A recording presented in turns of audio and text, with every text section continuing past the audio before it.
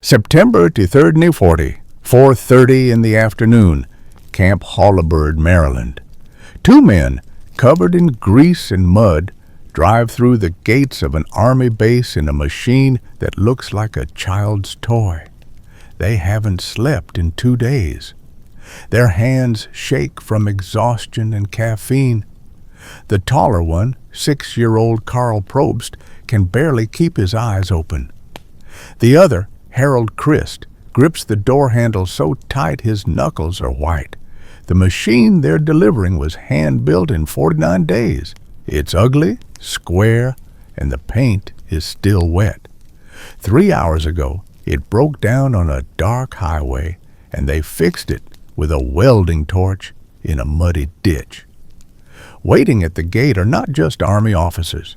Standing there in clean suits are executives from Ford and Willys Overland, the giants of American industry who refused this contract as impossible. They came to watch the failure, to laugh at the bankrupt nobodies who believed in the impossible. They don't know they're about to witness the birth of a legend. But before we tell you about this moment, we need to go back, not to the beginning of the 49 days, but to the night before it all started, when Karl Probst almost said no. June 6th, Detroit, Michigan, 1100 p.m. Karl Probst sits in his small kitchen in his modest house on the outskirts of Detroit. He's 56 years old, unemployed for 6 months, and running out of money. In front of him is a glass of whiskey he hasn't touched and a stack of unpaid bills. His wife, Mary, stands in the doorway watching him. She's been watching him sink deeper into despair every day since the automotive design firm where he worked for 15 years let him go. "You going to tell me what's wrong?" she asks softly. Karl doesn't look up. Frank Finn called again, from American Bantam. They want me to come to Butler, Pennsylvania, some government contract. Mary sits down across from him. "And you said no." "Mary, they can't pay me. They're bankrupt. The whole company's about to collapse." "But it's work." Karl finally looks at her. His eyes are tired, defeated. "It's not work. It's a suicide mission. The Army wants a car designed and built in 49 days. Ford already turned it down. Willys said it's impossible. And they want me, a washed-up 56-year-old engineer nobody's ever heard of, to do what the biggest companies in the world won't touch." Mary reaches across the table and takes his hand. "Karl, do you remember what you told me on our wedding day? You said you became an engineer because you wanted to build things that matter, things that help people." "That was 30 years ago, Mary." "So, you're the same man. Maybe even better, because now you know what it's like to fail." She squeezes his hand. "Maybe that's exactly what they need. Someone who's not afraid to fail because he's already hit bottom." Karl stares at her for a long moment. Then he looks down at the bills, at the whiskey, at his calloused hands that haven't drawn a blueprint in 6 months. "I don't even know if I can still do it," he whispers. "There's only one way to find out." The next morning, Karl Probst drives to Butler, Pennsylvania. He doesn't tell Mary he's going. He's not sure why he's going himself. Summer of 1940.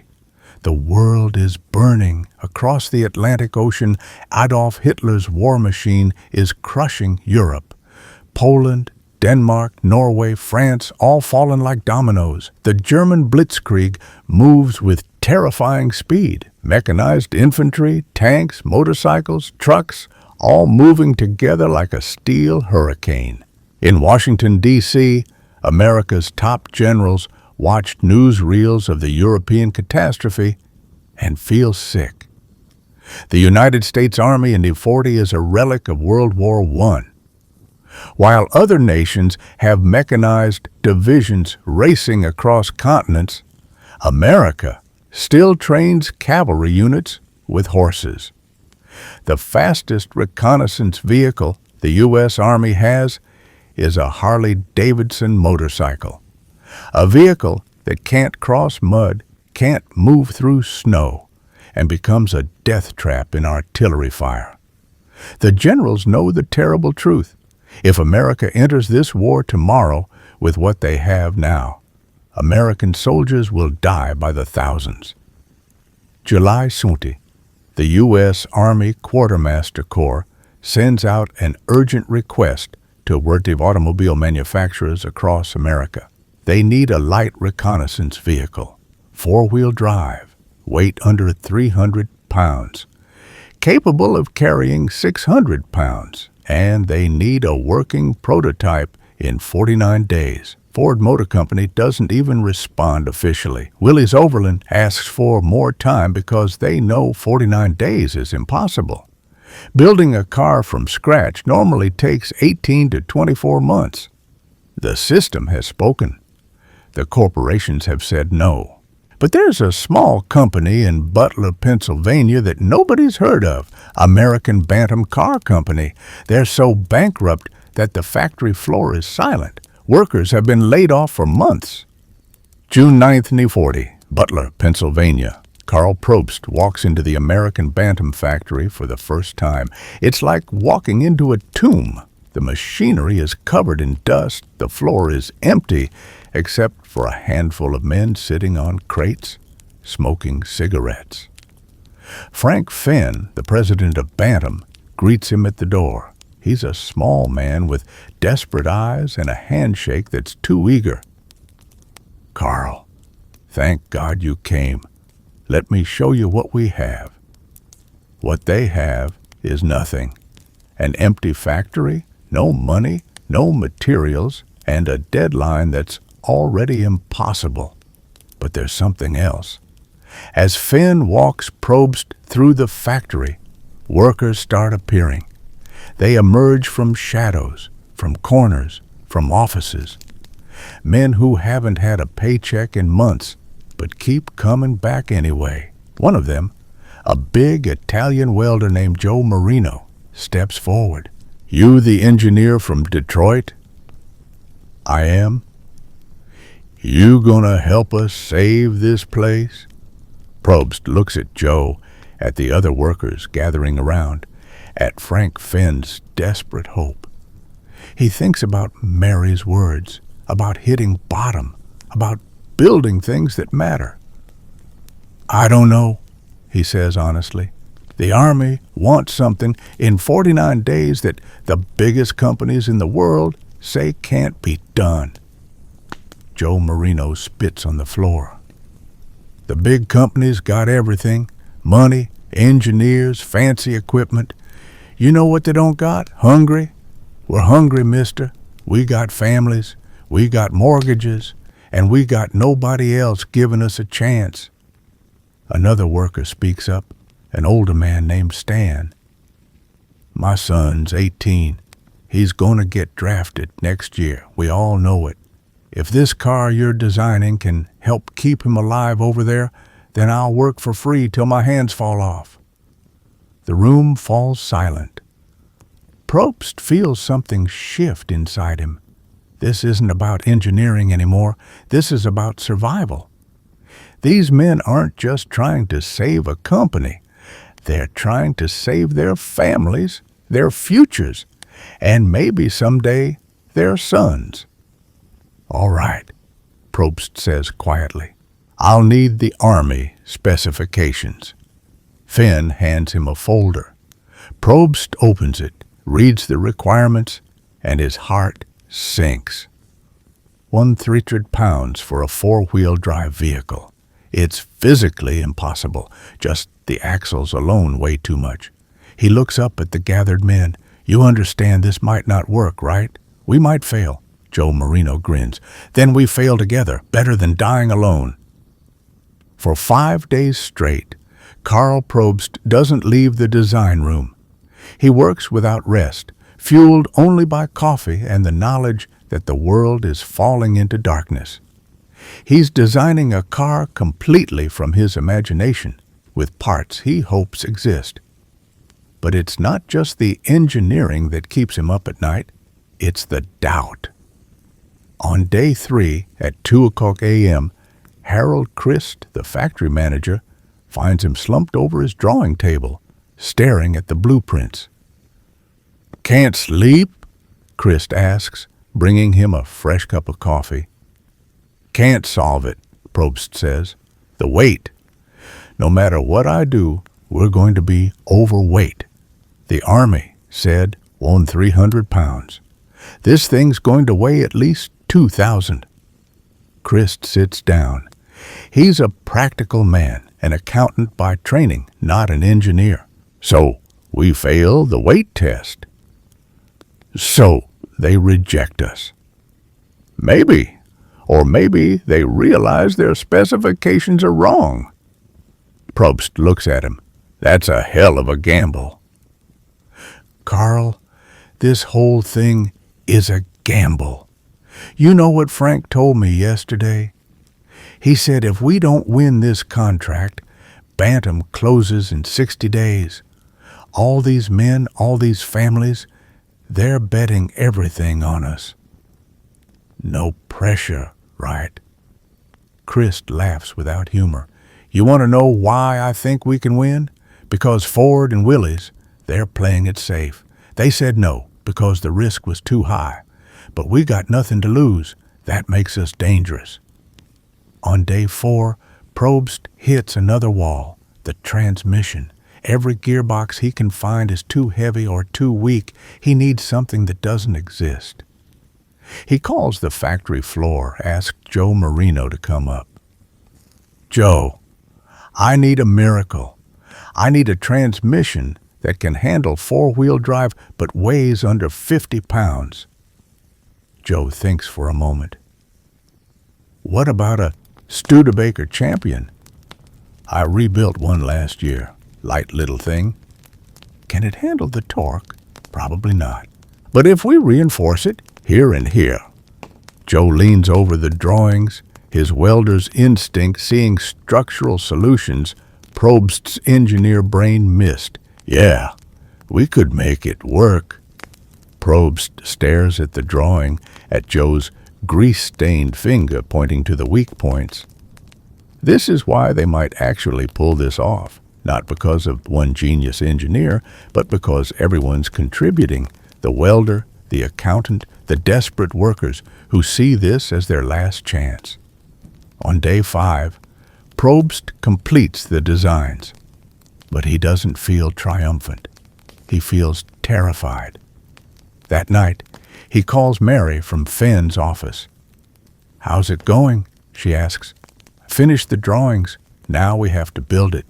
"That's wonderful, Karl." "Mary, I don't know if this is going to work. The weight's wrong. I'm using parts that were never designed for this. And we have 44 days to hand-build something that should take a year." There's a pause on the line. Then Mary's voice, steady and strong. "Karl, do you remember what you told me when we first met? You said engineering isn't about making things perfect. It's about making things work. This has to be both. No, this has to work. Perfect can come later. Those boys you told me about, the workers, they're not expecting perfect. They're expecting you to try. And Karl, that's all you've ever been good at. Trying when everyone else quits." Probst hangs up with tears in his eyes. Now, Bantam needs to build it. They have 44 days left. The factory that was silent for months suddenly roars to life. Lights burn 24 hours a day. Welders laid off 6 months ago return wearing their tool belts. Machinists who found jobs elsewhere quit and come back. But it's not smooth. It's chaos. On day 10, the first major crisis hits. The axles from Spicer Manufacturing arrive, but they're the wrong size. They don't fit Probst's frame design. Harold Christ explodes. "Karl, we can't send them back. We don't have time." "Then we redesign the frame. That'll take a week. Then we work faster." The two men are standing in the middle of the factory floor, shouting at each other while workers watch nervously. This is the first real crack in their partnership. Joe Marino steps between them. "Gentlemen, screaming at each other ain't building no car." Christ points at Probst. "His design is wrong. My design is fine. The parts are wrong." Joe holds up his hands. "Maybe you're both right. Maybe the design's good and the parts are wrong. So let's stop crying about it and fix it. Karl, can we modify the axles?" Probst thinks. "Maybe. If we cut here and re-weld, then that's what we do. Harold, you worry about keeping the Army happy. Karl, you worry about engineering. And me, I'll worry about making it all fit together." It's a turning point. From that moment on, the three men become a team. Probst designs, Christ manages, and Joe translates between engineering theory and shop floor reality. But the obstacles keep coming. Day 18, they discover the Continental engine they ordered won't arrive for 6 weeks. Too late. Joe suggests they use a smaller engine from an old Bantam sedan they have in storage. It's only 40 horsepower, weaker than Probst wanted, but it's here now. On day 25, a welder accidentally cracks the frame during assembly. It has to be cut out and redone. They lose 2 days. On day 30, Probst realizes the steering geometry is wrong. The car will be almost impossible to turn. He has to redesign the entire steering system in one night. Through it all, the workers keep going. They work double shifts, triple shifts. Stan, the older worker whose son is about to be drafted, works 36 hours straight before collapsing from exhaustion. They find him asleep next to the assembly line, still holding a wrench. On day 35, with 14 days left, they have what looks like a car. It's ugly, square, crude, but it has 4 wheels, an engine, and a steering wheel. Harold Christ stands next to Karl Probst, looking at their creation. "It looks like a truck," Christ says. "It looks like hope," Probst replies. They try to start it. The engine turns over but won't catch. They spend 6 hours troubleshooting before discovering a loose wire in the ignition system. At midnight, the engine finally roars to life. The entire factory erupts in cheers. Men are crying, hugging, laughing. Joe Marino lifts a bottle of bootleg whiskey he's been saving and passes it around. But Probst can't celebrate. He's staring at the car, calculating weight in his head. "Harold, we need to weigh it." They push the car onto a scale. The needle swings and settles, 230 pounds, 30 pounds over the Army limit. The factory goes silent. All the work, all the sacrifice, and there's 30 pounds over. Joe Marino breaks the silence. "So, we're disqualified before we even get there." Probst is staring at the scale, his mind racing. "No, we're not disqualified until the Army says we're disqualified. We delivered what we promised, a working prototype in 49 days. If they reject us because of weight, that's their choice. But we're going to give them a chance to see what it can do." Harold Christ nods slowly. "All right, but we have 14 days to test this thing and drive it 250 miles to Maryland, and we still don't know if it actually works." Morning of September 22nd, with only 36 hours before the deadline, they run final tests in the factory yard. The car handles like a dream. It climbs over obstacles. It plows through mud. It's agile, tough, and relentless. Stan approaches Probst as they're loading tools into the back. "Mr. Probst, I want you to know something. Whatever happens tomorrow, you gave us something we ain't had in a long time. Hope. My boy's going to be proud when I tell him his old man helped build this." At 4:48 p.m. on September 22nd, Karl Probst and Harold Christ climb into the driver's seat. The paint is still wet. They have less than 25 hours to drive to Hunts. The entire factory workforce lines the street as they drive away. Joe Marino salutes. Stan wipes away tears. These men just poured 44 days of their lives into a machine that might get rejected tomorrow because it's too heavy. Probst and Chris drive in silence for the first hour, both lost in their thoughts. Finally, Chris speaks. "Karl, I never asked you. Why'd you really come to Butler? You could have said no. You had every reason to say no." Probst keeps his eyes on the road. "My wife. She reminded me why I became an engineer, not to make money or get famous, to build things that matter." "Think this matters?" "I think if we can give the Army a car that helps keep boys like Stan's son alive, then yes, this matters more than anything I've ever built." They drive through the night. The ugly little car performs flawlessly, mile after mile. It's cramped, uncomfortable, and loud, but it doesn't quit. Then just outside Harrisburg, at 3:00 a.m., disaster strikes. A loud bang from the front axle, a violent shake. The steering wheel rips from Probst's hands. The car swerves left and crashes into a ditch.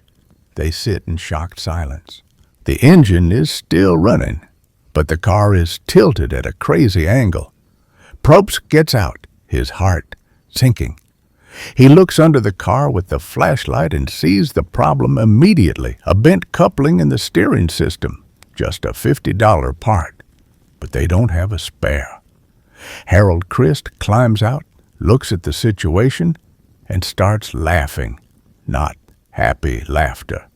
Hysterical, exhausted laughter. "We're 5 miles from the finish line, 5 miles, and we're stuck in a ditch with a busted steering joint." Probst stands up, covered in mud. "No, we're not stuck.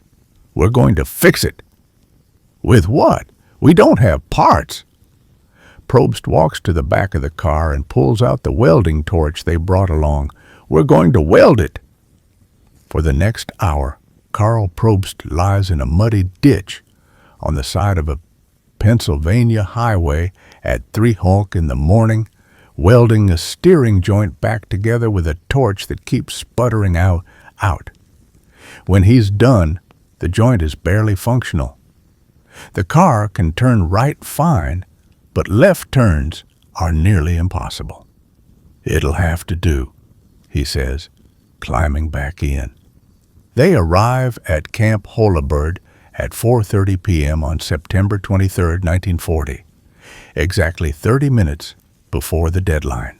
The Army is waiting, but so are executives from Ford and Willys Overland. They stand in clean suits, arms crossed, smirking. Lieutenant Colonel Hal M. Smith approaches as Probst and Christ climb out, covered in mud and grease. A Ford executive laughs. "This is what you brought? Looks like you built it in a garage." "We did," Probst says, "in 4 days."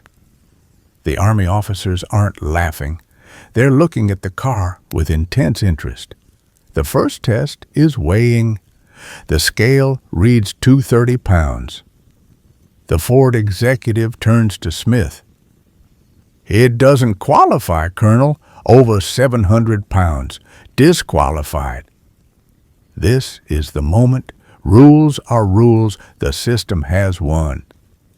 But Colonel Smith doesn't look at the scale. He looks at Karl Probst, at the mud and grease, at the car that just drove 250 miles without breaking down. "Start the engine," Smith says quietly. What happens next isn't a test. It's a revelation. The Army designed a torture course, a mud pit 3 feet deep, a 60-degree gravel slope, a stream crossing, obstacles that broke every other military vehicle they'd tested.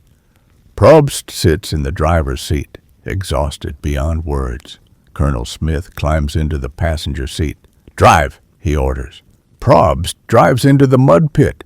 The little car bogs down for a moment, engine straining.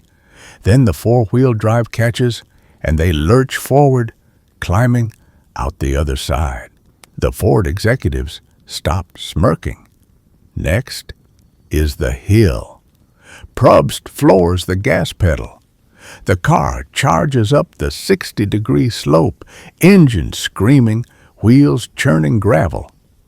They reach the top. Colonel Smith's face shows nothing, but his knuckles are white where he's gripping the roll bar. For 3 days, the Army tries to destroy the Bantam car. They drive it through rivers. They jump it off loading docks. They ram it into walls. They overload it with twice its rated capacity. The car keeps going.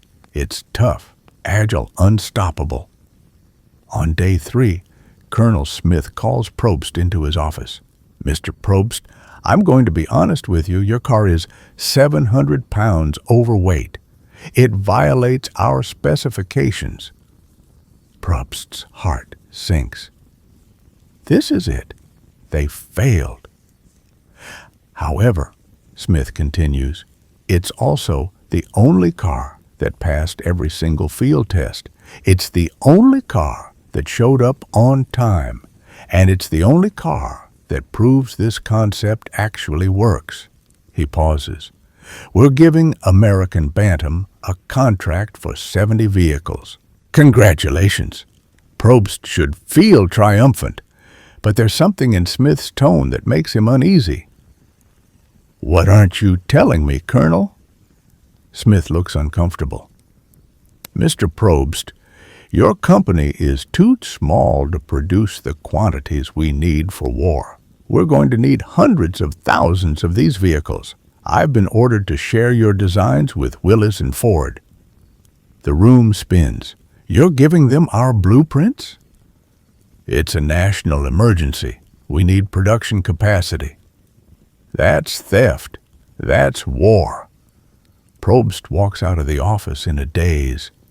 Harold Christ is waiting outside. What did they say? "We won and we lost." The Army takes Karl Probst's designs and gives them to Willys, Overland, and Ford. The two giants who mocked the 49-day deadline are now invited to copy everything Bantam created.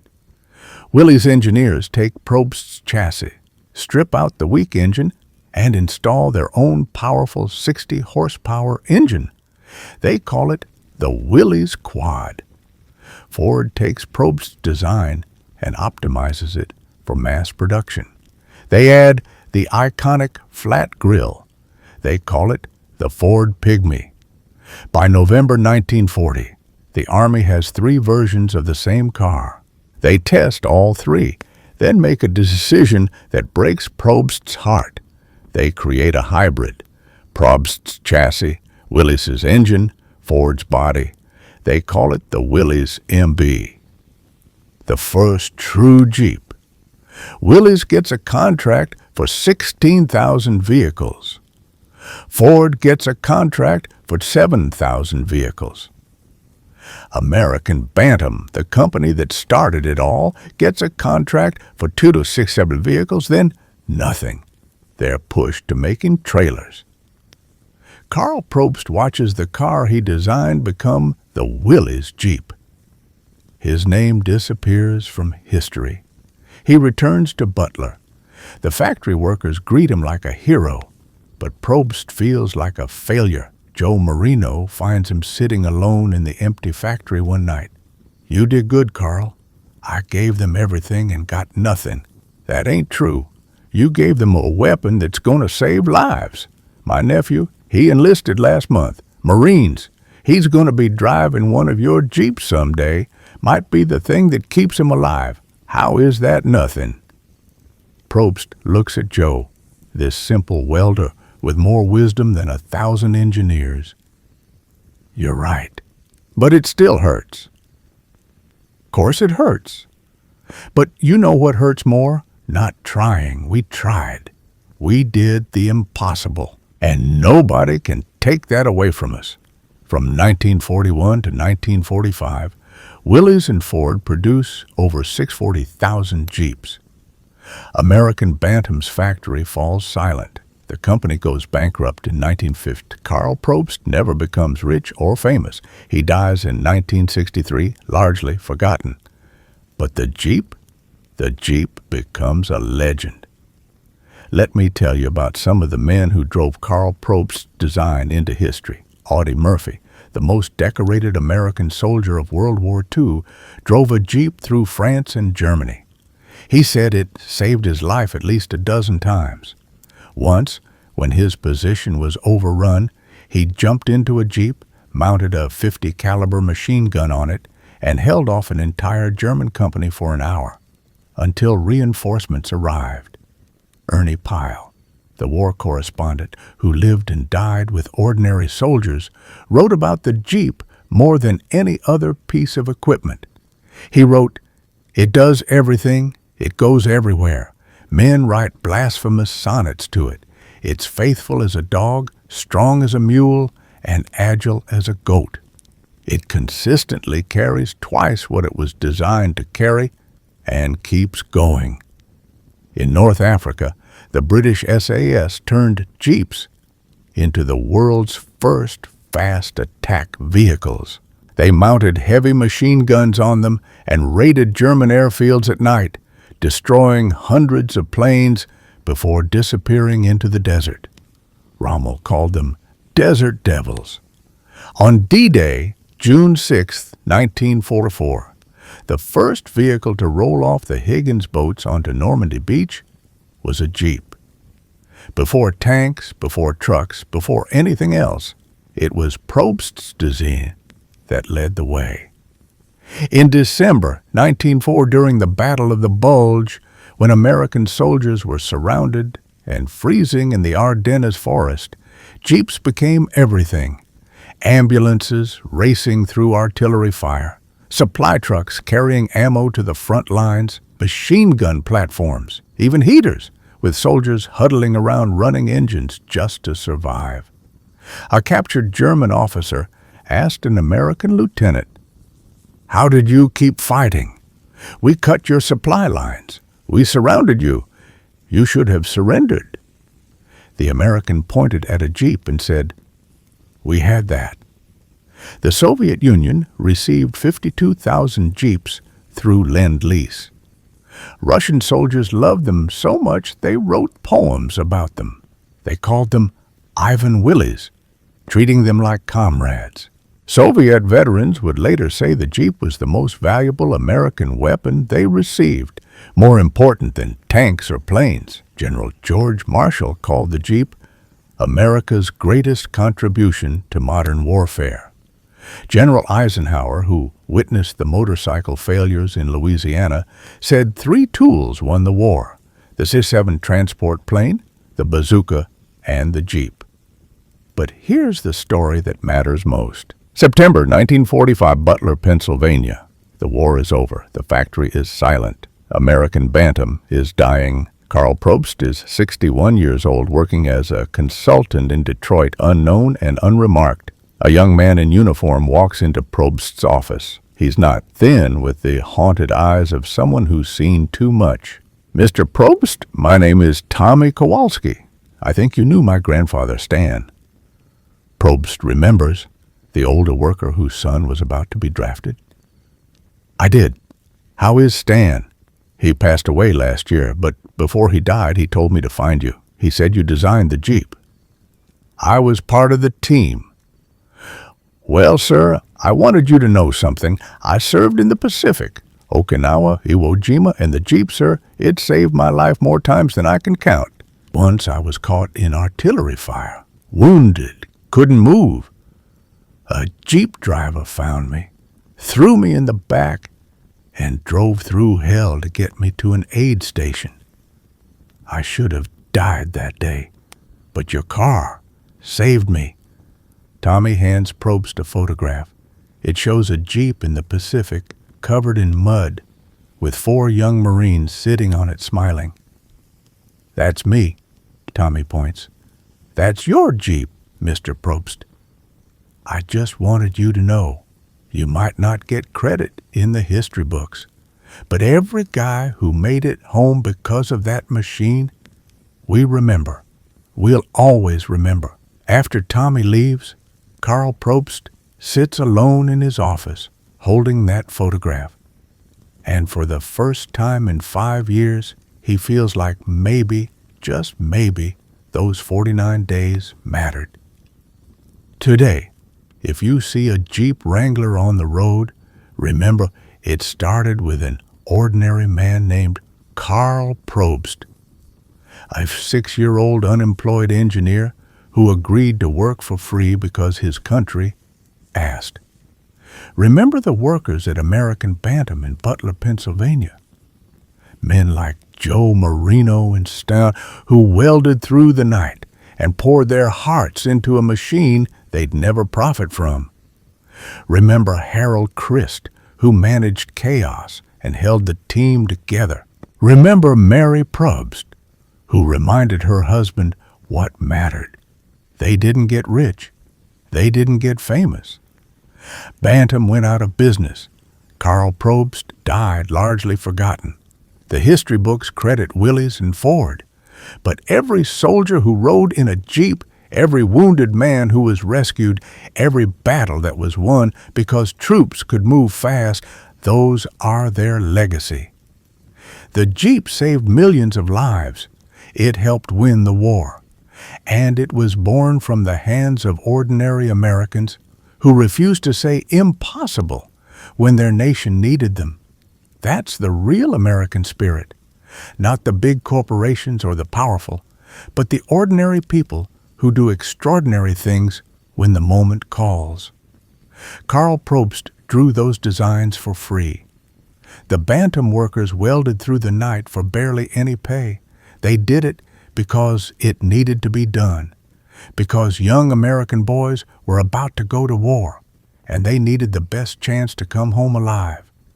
Every one of those 640,000 Jeeps carries the fingerprints of Butler, Pennsylvania, carries the soul of Karl Probst's impossible design. So the next time someone tells you one person can't make a difference, remember Karl Probst. One man, 5 days, a drawing table in a bankrupt factory, and 4 days of ordinary workers doing the impossible. 49 days that changed the world forever.